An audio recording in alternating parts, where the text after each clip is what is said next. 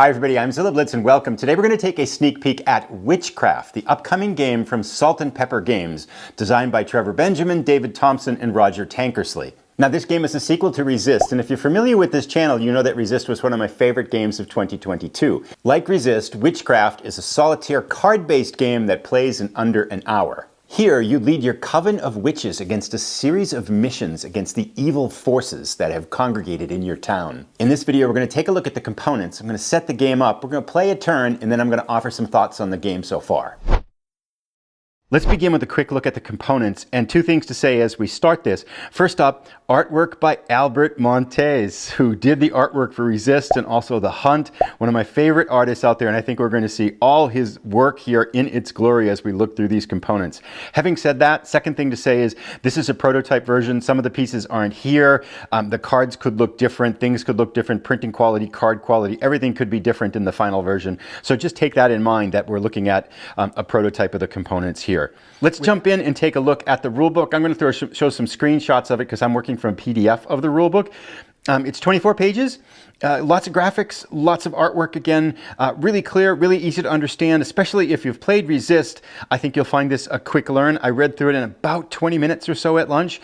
I'm going to give the game on a wargaming scale a difficulty of 2.5 out of 10. I think it's slightly more complex than Resist because there's a little bit more going on here. And that's a good thing. And one of the things I hope to answer in this overview is if you have Resist and liked it, what are the differences between Resist and Witchcraft? Should you have both? And my answer after looking this to kind of cut to the chase is I think this is a great companion to Resist. If you liked Resist, I think there's enough different here that you're really going to like Witchcraft too, in addition to the very obvious difference in theme, of course. With that being said, rulebook again, very clear. It looks like it's going to be pretty easy. This is a full solitaire game, so again, if we're rating it on a 1 to 10 scale, this gets a 10 out of 10 for solitaire. Some questions, a very nice example of play, which is always very helpful to see in a unique game like this. So yeah, rulebook looks great, big plus there. There is also a second document, Tales of Wintergrins, which is 24 pages as well. And this document, so the main rulebook covers gameplay for the core game, the standard game as it's called, and it covers all of the rules for that. In addition to that standard game, like with Resist, where you had a number of scenarios in a very short campaign game, this game also includes this Tales of Wintergrins book, which has 9 standalone scenarios with like unique victory conditions, unique backgrounds, some unique elements, and unique way you put together the components to make a game that's similar to the core game, but has its own unique flavor. So that's one thing I think that's worth emphasizing in Witchcraft. Like Resist, this game has a ton of depth because there is so much gameplay just in the core game itself, and then you've got these 9 scenarios that you can play that are going to have some slight variations on gameplay to make it for a different experience. So if we take a look at one of these in particular, here is Tale 3, Darkness of the Woods. We get some background and a little image to set the background. We get some unique setup rules, some unique rules for playing the game, and then a unique way to end the game. And all of the scenarios basically follow this pattern with special setup, special playing the game, and special of ending of the game. So a great way to expand the gameplay off of the core game. Again, a 24-page Tales of Wintergrins. Wintergrins is the town that this is set in. And again, in a whole, this game is set in kind of a fantasy 17th and 18th century European, North American context. That's really the backdrop to this game. All right, let's jump in and take a look at the components. The heart of the game here, as we're looking at, are these cards, and there are 3 key decks. The deck of witches, the missions, and then the challenges. Let's take a look at each one of those in turn. Here are the witches that we're looking at. We can see that all of the witches are very similar as we look through these, and there are 28 of these in the deck. They all have a name central to the card. They have their hidden and revealed power, and they have their hidden and revealed abilities, the hidden on the left side. And if you haven't played Resist, the way this works basically is that when you're playing a witch up against a mission, if you play them in hidden format, in other words, not disclosing them to the public, then they can be recycled into subsequent missions. If you play a witch in a revealed format, that means she goes into jail after the mission is done, and it's not so likely you're ever going to see her again in that current game. There are some ways to get a witch out of jail.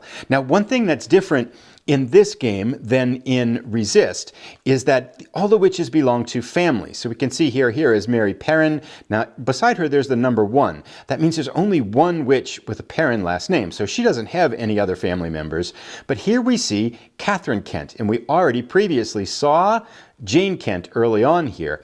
And if you'll notice, Catherine Kent's hidden ability here says it's an amplifier for how many Kents are in play in that particular round. So for each Kent, including Catherine, in play, discard 1 curse from your hand, and etc. Some more details on that. But basically, what it means is you can create some really neat synergies with these witches by having more than one from the same family in play in the same game. And of the 28 cards here, 4 are used for the special scenarios. That leave you 24 for that standard game. And you use a drafting procedure at the beginning of the game to pick the 12 active witches that you're going to use in that game. So as you're drafting your witches for a particular game, you can try to get ones with the same last name to amplify those synergies. So it's a really neat mechanic that didn't exist in Resist. That's one way in which Witchcraft is different than Resist. So I'll show some more of these, but again, the artwork fantastic. Each witch feels really, and the abilities, I've played a couple times now, and the abilities on these characters and the way the witches work feel, it's similar, of course, because you got the same core concept here, but the abilities and the way they interact with curses and all these kinds of things is quite a bit different from Resist. So it feels fresh in that regard. It doesn't feel like you're playing the same game, although it's got similar rules. Let's take a look now at the missions, which again, a similar core concept from Resist. There are 24 of these. Things like save the village grain supply, drive Baubus into the night, investigate strange noises at the mayor's house. And as I look through these missions, one thing is to kind of think about is this is very kind of it's a fantasy environment, yet it feels like it's set kind of in old European or New England kind of folklore. Obviously, what's come of like the witch trials in New England and stuff like that. It's got that kind of flavor to it. So rather than kind of a dynamic fantasy element, this really feels like kind of a colonial fantasy element. You can feel that connection to kind of 17th and 18th, North American and European history. So retrieve the eel traps from the river, again with some fantastic artwork. Banish the banshee at the old crypt. Investigate strange lights at the church. So again, we've got about 24 of those missions. So they, again, depending upon which comes up in gameplay, not all of them are going to come up in each mission. You're going to get a wide variety of ways that the game can play out. Next up, we have 60 challenge cards. And like Resist, these challenges sit often connected with a mission. And they kind of add a level of complexity and variety to the missions. We've got things like foxes, possessed, wolf, possessed, plague rats, wild boar, witch elder, cursed chickens. That's my favorite, I think. Well, except when you get it, like a 4-strength cursed chickens is not a good card to have to face. Angry mob and things like that. So hare. Now, one of the other things that's different in here. So these basically have consequences that sometimes they give bonuses for defeating them. Sometimes they require you to defeat the challenge before you can defeat the mission. And we'll take a look more at that as we get into gameplay. But one thing that is different is this idea of familiars. And here's an example of one right here, the hare. So if you can defeat the hare as part of the mission, you capture this. This is called a familiar. You capture this, and this gives you bonuses in subsequent missions. It kind of gives you some ways that you can amplify your powers. So in addition to kind of trying to beat the mission and trying to take out some of these challenges that are going to be in your way, you're also trying to make your coven stronger by capturing familiars. So again, this is another way that's quite a bit different from Resist that this game plays out kind of in a very unique way. So those are our 60 challenges. Some of them, and we'll talk a little bit more about this as we go on, some of them are unique to a particular juror, which we also want to probably take a look at here too. Let's take a look at curses first. There are 6 curses in the game. If you're familiar with Resist, these were equal to the spy. Basically, these get mixed in with your witches deck, and they reduce the strength, they reduce the number of witches that you might have active in a particular turn. There are ways you can lose the game by having too many of these or by not being able to draw another one into your deck. So they kind of make your coven of witches weaker by adding an element of curse to them. Let's go up here to villagers now. Villagers, again, kind of really cool concept again, where you have this almost like friendly damage. So certain times when you fail to take a challenger or you fail a mission, you're going to be asked to flip over and add one of these villager cards to your deck. And if you get 5 total villagers, like this would be 5 right here, just these 2 cards that stack up that have been kind of casualties of your adventures, then you immediately lose the game. The village judges against you, they turn against you, say, you're not really helping us out. We're ending up with lots of dead villagers around here, even though you're trying to help us out. So that's that collateral damage mechanic that exists in the game.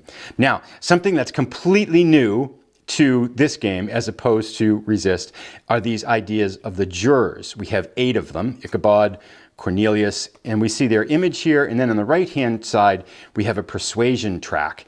And the way this works is quite a bit different than in Resist. This didn't exist in Resist. This is only in the core game. In the 9 scenarios, they have their own ending conditions. But basically, if you played Resist, you accumulated a certain number of points every time you beat a mission. For example, down here is the victory points for this mission here. You'd accumulate a number of points, and you were trying to kind of level up and get as many points as possible.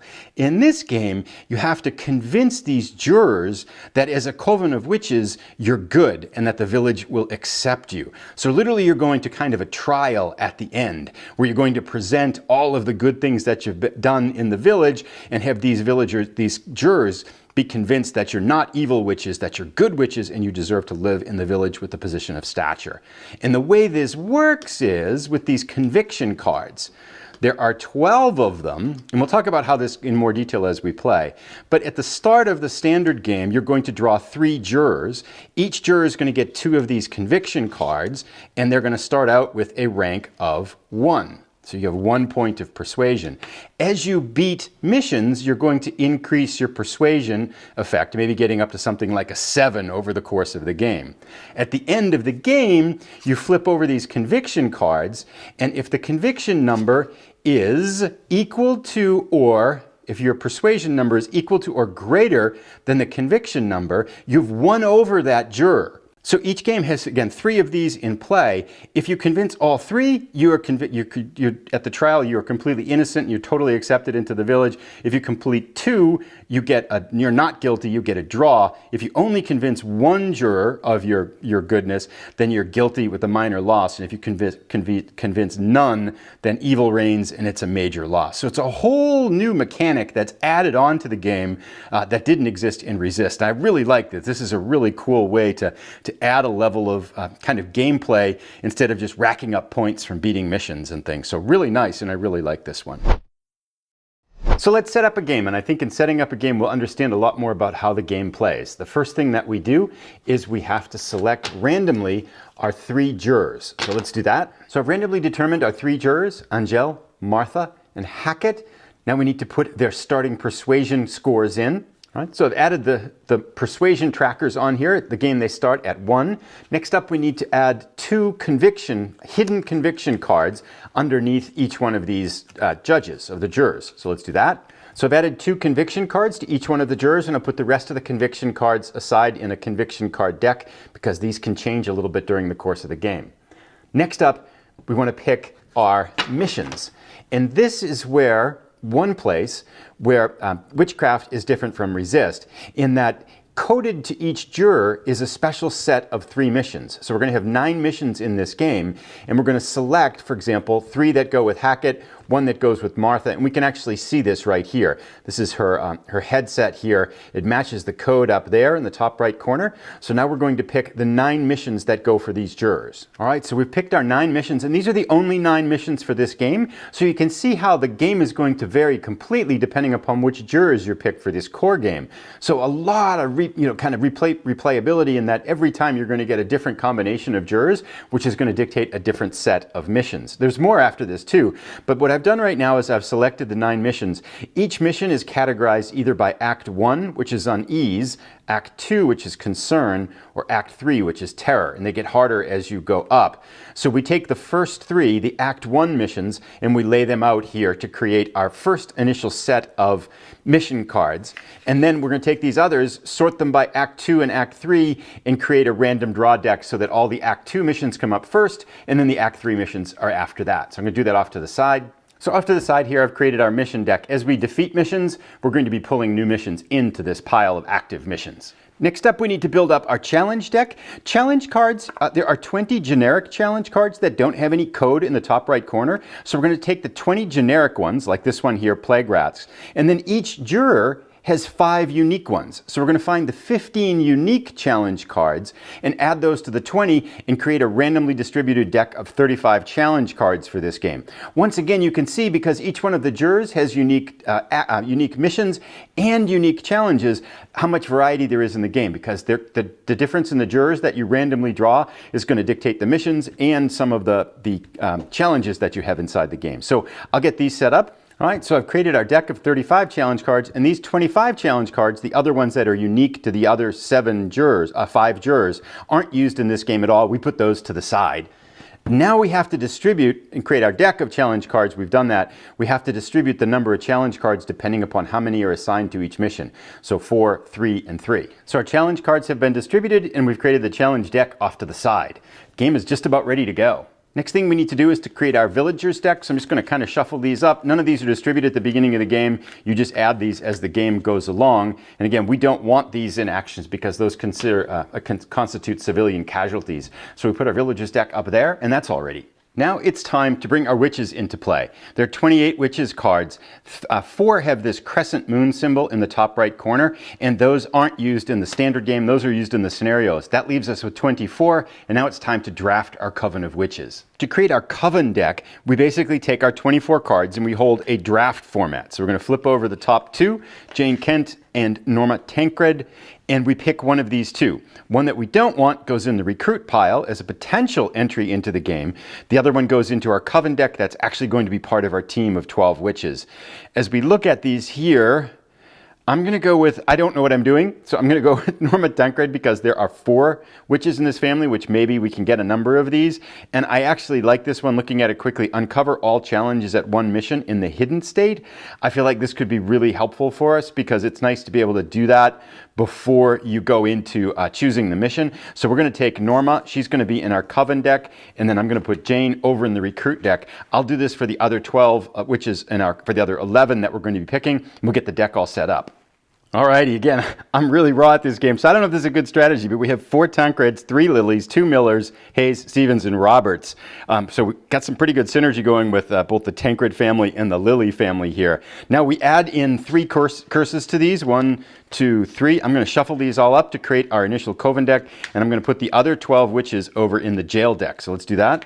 Now we're set to go. Coven deck's over here, jail deck's over here, well, the recruit deck's over here, and then our 3 extra curses that could come into play are over here as well. We can get started playing.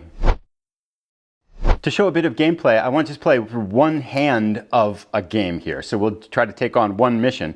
To start out, we're going to deal 5 cards from our Coven deck at the bottom of the board here. All right, so we've dealt out 5 cards. We got 2 curses. That's not very good. I'm just going to put those to the side because those won't really factor into, well, we want to keep track of them, but we're not going to be playing them per se. So we have our 3 witches. Let's see who we've got. All right, so we have Gwen Hayes, Pollyanna Lily, and Norma Tancred, none of whom really allow us to bring more witches into play here. So we're a little bit limited. We do have some things that we can do with the challenge cards here, but let's get started and play against one of the missions here. Given that we only have 3 witches in play, we pick 2 curses. Generally, you're going to get on an average of 1, right? Because there's 3 curses and you got 15 cards in there. I think we're going to go after one of the easier missions. And talking just a little bit about game flow here, the way each hand works is that you play witches, then you choose a mission, and then you play any remaining witches that you haven't played yet. So this is our kind of first round of playing witches. So let's see what we can do. So we're going to start with Norma Tancred. This is a really cool ability that I tend to like, which is uncover all the challenges at one mission. Her strength is only 1, but that'll allow us to see what we've going on, and we can kind of get an idea of what damage is going to be done to us. So let's play her in hidden format. And when you play a witch in hidden format, you push them off to the left. We can uncover challenges at one mission. Now, if we look up here at our 2 missions, I think we want to uncover the one at the mission that we want to try to capture on this turn, because each turn you select one mission. So let's see what we've got. I'm going to go after the one with 3 cards because chances are that's going to be a little bit easier than this one over here on the left, which is we need 6 strength points for. We don't have that many really unless we play everybody revealed, and there's 4 challengers cards. This feels like bad mojo, so we want to try to take one of the easier ones, both of which have a strength of 4 and 3 challenge cards. Let's take a look at which one we might want to pick. So strength-wise, we have to get 4 accumulated strength points to beat this mission, and we can see here there's also failure criteria. If we fail this mission, we lose a villager's card, which means that we have to flip one over and that gets added to the total. If we fail this mission, the cure the villagers in the plague house, then we gain a curse. So I think because of that, just for this, I'd rather lose a villager's card, I think, than gain a curse right now. So we are going to put out the fire at the woodcutter's shed. And we can see there's these nefarious creatures out here, sprites or some fire sprites or something like that, out burning down the woodcutter's shed. So we're going to take on this mission and try to put out the fire. So using Norma's power, let's see what we get for challenges here on this mission, hoping for things that are perhaps a little bit mild. We get the frog. This is a familiar. This is good because if we need to, we don't have much power available for our only 3 witches, so we can successfully probably ignore this one. But if we could distribute 2 strength points to this one, we would then capture it. And this frog has a special ability. When a villager's card would be lost, you may remove the frog from the game instead. So that would be very helpful. But let's see what else we've got here. A whippoorwill, only 1 strength point. That's good too. Now this has upon mission selection, so that means this is triggered right away. And the whippoorwill says you cannot overcome other challenges at a mission while it has any whippoorwills in play. So if we were going to try to capture the frog familiar, we would first have to beat the whippoorwill. So that's something to be considered. Let's see what else we get. Hoping for something not too catastrophic here. There we go. We get nixies. This one has a failure. If we fail, we lose a villager's card. Okay, so a little bit of pressure here because if we fail the mission and the nixies, we would lose 2 villagers cards, and potentially there is a way you can draw 2 cards to get 5 points and immediately lose the game, because you lose the game if your villager's score equals 5. So we've got, this is actually pretty lucky. These are pretty mild because there's 3-point strength ones and 4-point strength ones that really could have been much nastier than this. Let's think about what we can do now to overcome 4 points in the mission, which we definitely want to get, because if you fail 2 missions in the game, you lose the game. So we don't want to fail the mission if we can all help it. And there's not too much in here that can really hurt us. So let's think about what we can do. So we need to think now about points. We have Norma Tancred, who's in played hidden for 1 strength point. The most we can get is 5 if we play Gwen Hayes revealed and we play Pollyanna Lily revealed. And this is +2 for each other Lily in play, but there are no other Lilies in play. We have Hayes and Tancred, and so that doesn't make sense to play her revealed. So we'll just play her hidden, +1 power for each other Lily in play, but that doesn't factor into it because there's no Lilies in play. So we've picked our mission, which is put out the fire at the woodcutter's shed. We've established that. We're going to play Pollyanna Lily hidden, which now gives us 3 strength points in play, but we need 4 to beat the mission. And we could get 5, which also allows us to move 1 or 2 challenges from one mission to another mission with fewer than 8 challenges. So we could shuffle over a couple of the challenges that we don't want if we want to try to get something else.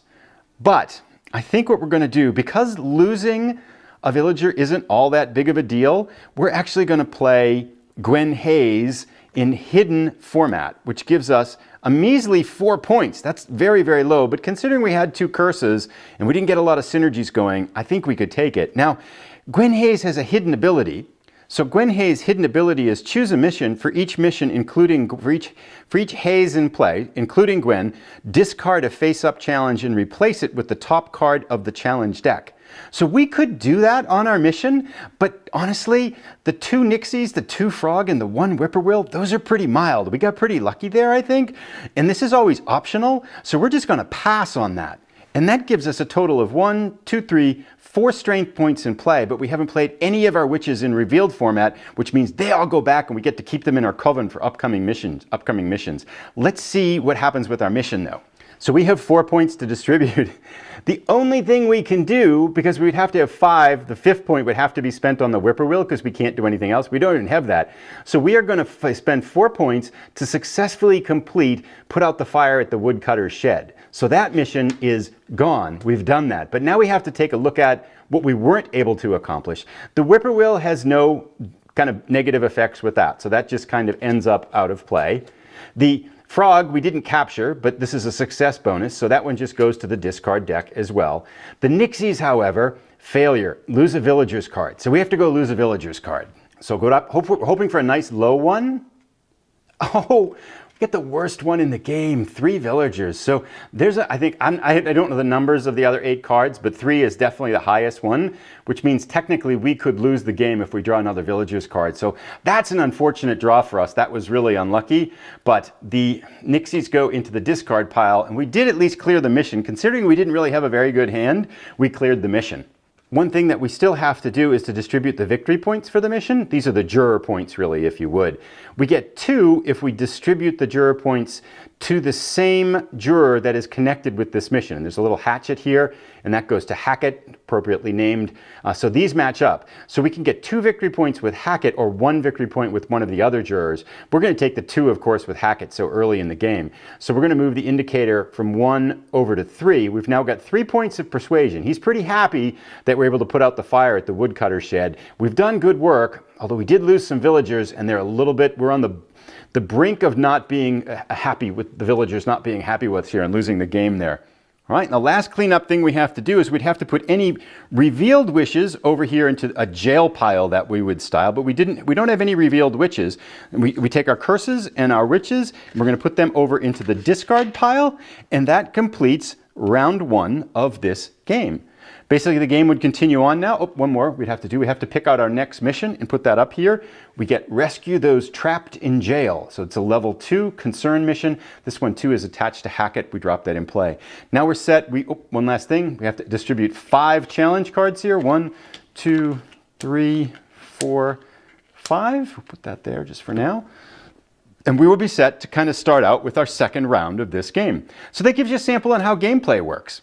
The last thing I wanted to show is just a hypothetical game ending system to show how this persuasion, the jurors, and the conviction cards work. So let's say we play through a number of rounds and our coven's all beat up and we decide we don't think we can go any further without losing the game. Maybe we're afraid we're going to lose villagers or lose a second mission and we just have a lot of curses in the hand. We're done. We've spent all our energy. So now it's time we say that's the end. We're going to go to the trial and see how we do. And let's say over the course of the game we got 7 persuasion points with Hackett, 5 with Martha, and 5 with Angel. That doesn't feel very good, but now what happens is we flip over these conviction cards, and some of these we may learn through gameplay, but let's say we don't. So we get a 2 here with Hackett, and a 1, a 3. So Hackett we have 1 over. So we've successfully got Hackett in our side. Martha is a 5. 1 and 2 is low though. So that's already a 5. So we know that Martha, a 5 and 5 is a 10. Oh my gosh. So Martha was not at all convinced by our actions. She says we're guilty. Hackett says we are innocent. It all comes down to Angel, but these are low ones. I feel like we would lose in this case here. Oh, we get a 4. We need a 1 to get something good. We get a 3. We get a 7. So Hackett is the only juror that votes in our favor. Martha and Angel vote against us. That would mean we lost 2 out of 3. Only getting 1 convinced jurors would mean we get a guilty result, which would be a minor loss. Despite our valiant efforts, we are only able to convince 1 juror to support our coven. The witch hunts continue and your entire coven is imprisoned.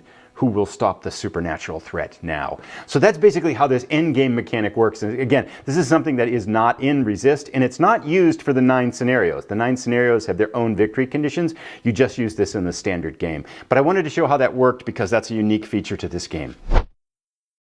To end, I want to offer up some impressions on gameplay. I think this is a perfect sequel. One of the questions I had looking at it, is it a reskinning of Resist? You just basically Resist with a different theme. That would have been the easy way out. That's not it at all. You've got the jurors to add in kind of a victory mechanic at the end that I really like. I think it's really fitting with the theme too. The familiars where you can capture those challenge cards and bring them into your coven and use them to play strength. So you're trying to add strength by defeating challenges here. The way the families work in the Coven of Witches is really cool because you can imagine all the different varieties and synergies you can get there.